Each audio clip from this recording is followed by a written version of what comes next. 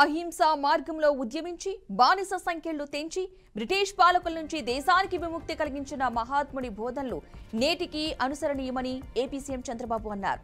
జాతిపిత మహాత్మా గాంధీ జయంతి సందర్భంగా ఆయన నివాళులర్పించారు.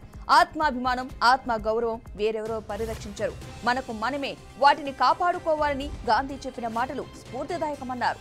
జాతిపిత చూపిన బాటను అనుసరిస్తూ దేశాన్ని ముందుకు తీసుకువెళ్లడమే మన ముందున్న కర్తవ్యమని చెప్పారు.